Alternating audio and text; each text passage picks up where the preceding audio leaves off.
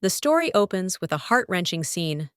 Athanasia de Alger Obelia, the neglected princess of the Obelian Empire, kneels before her father, Emperor Claude de Alger Obelia. Tears stream down her face as she desperately pleads for his love. As she begs for his affection, she wonders aloud if she needs to become like her beautiful stepsister Jeanette to earn his warmth. Claude, however, remains unmoved by her desperate cries. His gaze remains cold, and his voice cuts through the air with cruelty. "Over my dead body," Claude declares with icy finality, rejecting his daughter's plea. Despite her desperation, Athanasia clings to his robe, trying to remind him that she is also his daughter. But Claude's words are as sharp as a blade. "I've never considered you my daughter," he states, pushing her hand away with contempt. This moment shatters Athanasia's hope, leaving her in deep despair. Her young heart is filled with the weight of rejection. Suddenly, the scene shifts. Athanasia is now a baby, holding a rattle. She is surprised to find herself recalling a romance novel she once read, one that a customer had left behind. The title and plot had seemed tacky and childish at the time, yet now, the details come flooding back. She wonders why she suddenly remembers this book. In that novel, the princess is executed, and she shares the same name as her. The maid notices that the toy rattle has rolled away. Without bothering to wipe it, she picks it up from the ground and hands it back to the baby, telling her not to be a nuisance and to play quietly. The baby princess realizes that this maid must be belittling her for being an outcast princess. Once again, she loses her grip, and the rattle falls to the floor. The maid sighs in frustration, complaining that she already has her hands full with sewing and can't keep picking up the toy. She asks if the baby is already bored with it. Then, without much thought, she picks up Athanasia and lays her back down in the crib before leaving the room. If she's coming back with another toy, she shouldn't bother, the baby thinks to herself. Then, her jewel-like blue eyes catch the colorful crib mobile above her. She wiggles and squirms, her chubby little hands reaching for the moving objects. Still, she can't help but think how strange it is to be in the body of a baby. As she lies silently in the crib, memories of her previous life resurface. She remembers taking sleeping pills before going to sleep, only to wake up in this new body. This makes no sense, she thinks, and to make matters worse, she is a princess. Suddenly, the maid bursts back into the room. She bluntly informs the baby princess that the palace is low on budget and that she'll just have to play with the toy rattle. The maid also warns her not to start crying, as she's too busy to cuddle her. Athanasia wants to cry. "I'm just a baby. She should be nicer to me," she thinks. How cold can this maid be? But then again, she realizes, not every princess is treated like one. Having lived as an orphan in her previous life, it feels nice to be reborn as a princess.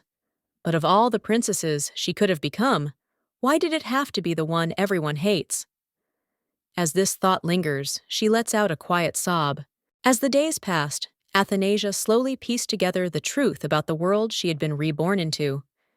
The maids, believing she couldn't understand them, whispered among themselves, their voices filled with both fear and resentment. It was through these hushed conversations that she learned about the ruler of the empire, Emperor Claude de Alger Obelia, a name spoken with both awe and dread, belonging to a man so ruthless that he had massacred an entire palace of concubines without hesitation, and now his only daughter, abandoned and forgotten, was left to grow up in the very place where those horrors had unfolded. Athanasia's mother had once been a commoner dancer who briefly captured the emperor's attention, but after giving birth to his child, she was cast aside and soon passed away, leaving the young princess alone in a world that did not welcome her. Though she bore the royal bloodline, she quickly realized that her title meant nothing. She was nothing more than an outcast, neglected by the father who should have protected her. The maids assigned to care for her spoke freely of their misfortunes, lamenting their assignment to the eerie Ruby Palace, a place stained with blood and haunted by memories of the past. They saw Athanasia not as a princess, but as an inconvenience, one they were forced to look after due to orders from higher up. But despite their cold treatment, Athanasia was unfazed. She had no desire to be acknowledged by the emperor.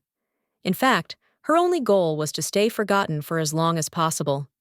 If she could go unnoticed, she would be able to live comfortably in the palace, growing strong enough to one day escape, with as much gold as she could carry. Time passed, and she slowly grew stronger.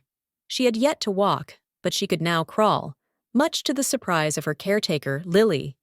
Mistaking her fascination with the palace's golden decorations for an affection toward shiny objects, Lily began bringing her gold-plated toys, including a small golden ball. Athanasia clutched the toy tightly, already dreaming of the day she could take it with her when she ran away. However, something strange soon caught her attention. The gold decorations in her room were slowly disappearing one by one. Whether it was the work of the maids or something else entirely, she couldn't be sure. Her world continued to expand as Lily read her bedtime stories. Among them was a tale of the sorcerer of the tower, a being said to be the strongest of all sorcerers, so powerful that he could bring an entire empire to ruin if he so wished. Hearing this, Athanasia's eyes sparkled with excitement. Magic truly existed in this world. As Lily continued reading, she explained that sorcerers intentionally froze their hearts to prevent their emotions from clouding their judgment. There were even theories that the sorcerer of the tower was responsible for destroying the kingdom that once stood before the Obelian Empire. As the pages turned, Athanasia's gaze landed on an illustration of a man wielding a massive sword. Curious, she pointed at the image, prompting Lily to smile. She asked the princess if she recognized who it is. Athanasia, of course, had no idea. Lily continued and told her that it is his father. The revelation stunned her. The very man who had abandoned her, who had massacred an entire palace of people, was being portrayed as a great hero? The very idea was ridiculous. Lily continued, explaining how Athanasia's father had once been the hero who ended the reign of a tyrannical, devil-worshipping king before him. However, Athanasia found it difficult to reconcile this image of a noble ruler with the man who had so easily discarded his own daughter. Her frustration, of course, only manifested as incoherent baby gibberish, which Lily misinterpreted as excitement.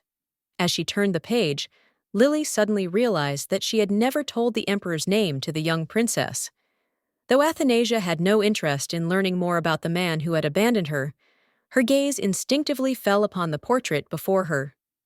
With a gentle smile, Lily pointed to the illustration, as if presenting him for the first time, revealing the name written beneath it: Claude de Alger Obelia, Emperor of the Obelian Empire. Athanasia's bright blue eyes widened in shock. Huh?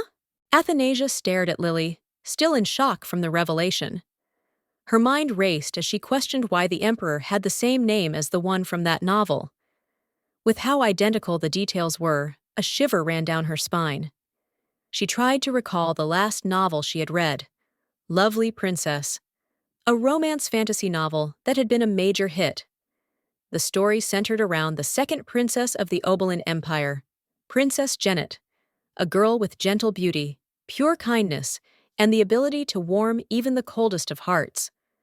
Unlike Athanasia, Genet was adored by all, from commoners to nobles, and most importantly, by Emperor Claude himself, her father.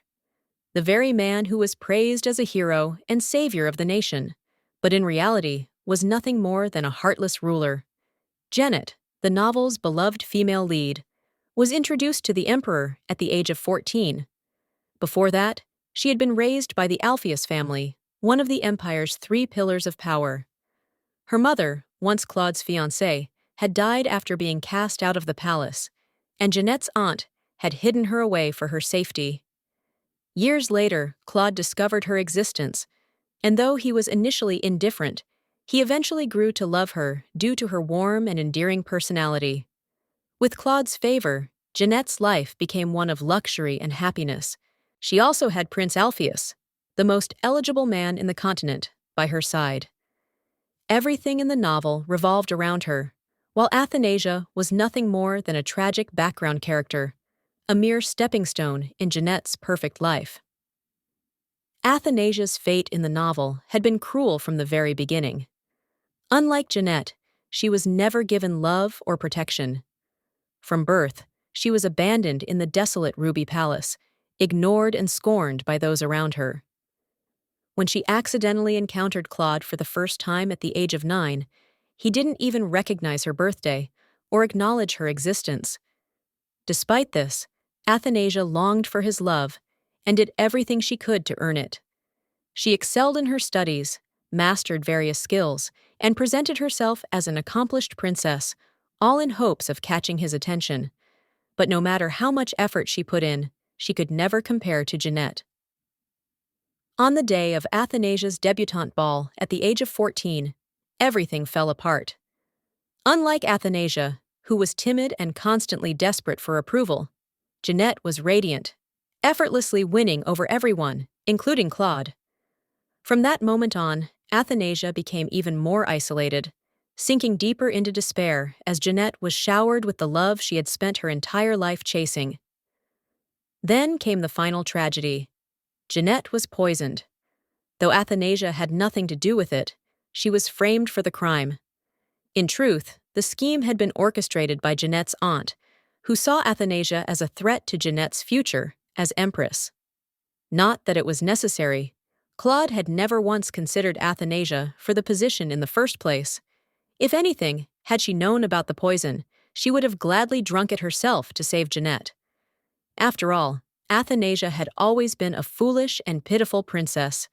Without hesitation, Claude ordered her execution. It was her 18th birthday, exactly 9 years after she had first met her father in the garden. Later, the truth was revealed, and the real culprit was exposed. But by then, Athanasia was already dead. Claude, who had never once shown her affection, felt no remorse for what he had done. Meanwhile, Jeanette, though consumed by guilt, was comforted by her fiancé and moved on, continuing to live her happy life. The more Athanasia recalled the details of the novel, the more furious she became. Jeanette had been loved and cherished simply for existing, while she had spent her entire life begging for scraps of affection, only to be discarded like she was nothing. Still holding her golden ball, tears welled up in her eyes before falling onto her cheeks. A loud, sorrowful cry escaped her lips. Why? Because she had become that very Athanasia. This was the story she had been reborn into, a story where her fate was already written in stone. As the weight of her realization settled in, Athanasia found herself unable to hold back her tears. The overwhelming despair of her situation consumed her, and her cries echoed through the Ruby Palace. Hearing her distressed wails, Lily rushed into the room, her expression filled with concern as she picked up the sobbing child. Athanasia clung tightly to her, burying her face in the warmth of her embrace. But instead of feeling comforted, the familiar presence of Lily only deepened her sorrow. Lillian York, the only person who had believed in Athanasia's innocence until the very end in Lovely Princess. And for that, she had paid the price with her life. Lily had no reason to serve a forgotten princess. As the second daughter of an influential count, she could have lived a far more comfortable life. Yet she had chosen to work in the Ruby Palace, all because of Diana, Athanasia's mother. Diana had been a breathtakingly beautiful woman, with moonlight blonde hair and mesmerizing red eyes. A gifted dancer, she was skilled enough to perform solo at a royal ball. To Lily, who had been suffocated by the rigid rules of noble life, Diana had been like a free-spirited bird, someone she deeply admired. But in the end, Diana had become nothing more than Claude's fleeting infatuation, imprisoned in the Ruby Palace until the day she died. The more Athanasia thought about it, the more suffocated she felt. Her fate, her mother's fate, and even Lily's fate, all seemed sealed by the story written in the novel. Her sobs grew louder, her frustration only intensifying as Lily, misunderstanding the cause of her distress, attempted to soothe her. She lifted the child carefully, assuming hunger or discomfort was the reason for her sudden outburst. When no amount of rocking seemed to calm her, she began undressing her, preparing to check if her diaper needed changing. Lily remained puzzled by the princess's growing mood swings. What she failed to understand was that Athanasia wasn't merely a fussy child. She was a former adult, now trapped in an infant's body, fully aware of the fate that awaited her. Nothing about this situation was fair. She had to survive. But survival meant escaping this palace. The only problem was that she was still a child. On a warm spring day, Athanasia wandered through the Ruby Palace's untamed gardens. Unlike the rest of the imperial palace, which was meticulously maintained, the gardens here had long been neglected. Still, the flowers bloomed wildly, adding a strange sense of beauty to the abandoned palace. As the years passed, Athanasia grew into a bright and clever 5-year-old. While she remained trapped within the Ruby Palace, she had developed her own strategy for survival, winning over the palace maids. The strict hierarchy of the imperial palace meant that most servants treated her with cold indifference. However, she soon discovered that acting cute and helpless made them more willing to accommodate her. She was well aware that the palace staff viewed her as an outcast, but moments like these were small victories.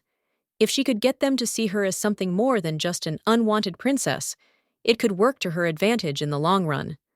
By the time she turned 5, she had successfully won over the majority of the palace maids. This wasn't just about comfort. It was about survival. Because Athanasia had realized something terrifying. At first, she hadn't noticed, but little by little, valuable objects had begun to disappear. The gold embellishments, expensive decorations, everything was slowly vanishing. The maids, despite being nobles, were from low-ranking families. Initially, they had feared Claude, but as time passed and they saw how little he cared about Athanasia, their behavior shifted. Realizing that the emperor had abandoned this palace entirely, they had begun taking what they could, pecking away at the Ruby Palace's budget little by little. They had grown so bold that they were even stealing jewels and ornaments from the walls. Athanasia, who had once dreamt of gathering enough riches to fund her escape, could only watch as her means of survival were being taken before her eyes. The Ruby Palace was known for its beauty, but it wasn't a suitable place to raise a child. One afternoon, while washing her hands in the ornate marble fountain, she caught a glimpse of her reflection, a spitting image of her mother, with one key difference: her striking jewel-blue eyes. They were eyes that only those of the direct imperial bloodline possessed. In this world, everyone had some level of magical ability, but the imperial family's magic was distinct. Her unique eyes were proof of that. As she idly picked a few flowers for Lily, she realized that she had wandered farther than she had ever gone before. For the first time, she had stepped beyond the familiar borders of the Ruby Palace. Athanasia finds herself lost after wandering too far while picking flowers. Unfamiliar with the vastness of the palace grounds, she stumbles upon an abandoned palace, an eerily empty yet well-maintained structure. Realizing that no one seems to use it, she excitedly claims it as her secret hideout, thinking it would be the perfect place to stash her growing collection of hidden treasures. While reflecting on her reincarnation, she acknowledges that, despite the tragic fate awaiting her in the original novel, she has been living comfortably in this world, far better than her previous life as an orphan. She doesn't miss her past life, where she had struggled alone, and despite knowing she could meet a grim fate, she decides she would rather stay here than go back. Meanwhile, her intelligence continues to shock those around her. Having gained the ability to understand and speak the language of this world effortlessly, she quickly picks up reading and writing. Her maid, Lily, and the palace staff are amazed by her abilities, calling her a genius. Fortunately, due to the secluded nature of the Ruby Palace, news of her exceptional talents does not spread beyond its walls, allowing her to maintain a low profile for now.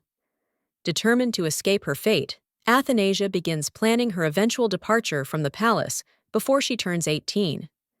She knows she must avoid meeting her father at all costs, believing that any encounter with him could lead to disaster. To prepare for her escape, she secretly saves money, collecting pouches of coins from her maids through innocent requests and puppy-eyed persuasion. With her funds growing, Athanasia sneaks out of the Ruby Palace under the guise of taking a nap. She carefully observes the daily routines of the palace maids, memorizing their schedules to avoid detection. Carrying her money pouches strapped to her legs under her dress, she makes her way toward her secret hideout. However, burying the money proves more difficult than she anticipated, as the ground is too hard for her small hands to dig into. Frustrated but determined, she hides the pouches in a bush, planning to return later with a shovel. Sneaking back proves just as exhausting as leaving, and by the time she returns to her room, she is drenched in sweat. Lily, noticing her flushed face, assumes it is due to the room's warmth and fetches her some cold milk. Relieved that her maid suspects nothing, Athanasia collapses into bed, exhausted but satisfied that her plan is progressing. Over the next few days, she continues her secret excursions, spacing them out to avoid suspicion. Though the task is physically demanding, she remains determined, knowing that every step she takes brings her closer to securing her future, one where she can escape the terrifying fate that awaits her if she remains in the palace. One sunny afternoon, Athanasia made her way back to her secret hideout. However, instead of heading straight for the bushes, where she had hidden her treasure, she decided to explore the surrounding garden. The abandoned palace was eerily quiet, with only the occasional rustling of leaves and distant chirping of birds filling the air. As she wandered past the towering pillars of the palace, a row of gleaming golden statues caught her attention. The sunlight reflected off their polished surfaces, casting a warm, golden glow. Her steps slowed as curiosity took hold, and she moved closer to inspect them. The sheer number of statues lining the path made her wonder if they were truly made of gold.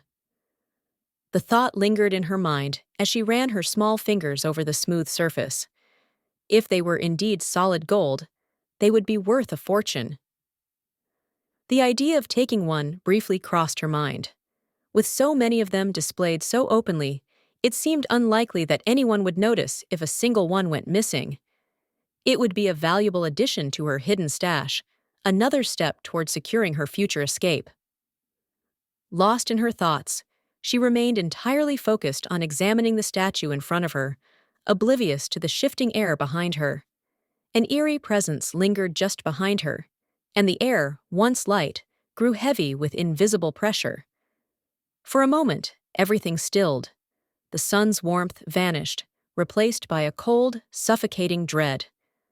A silent, undeniable force loomed close as the man's voice cut through the tension, asking why a filthy bug like her was in his palace. Yet, Athanasia remained frozen, her fingers still resting on the golden statue. An instinctive fear kept her rooted in place, warning her that he might know the person behind her.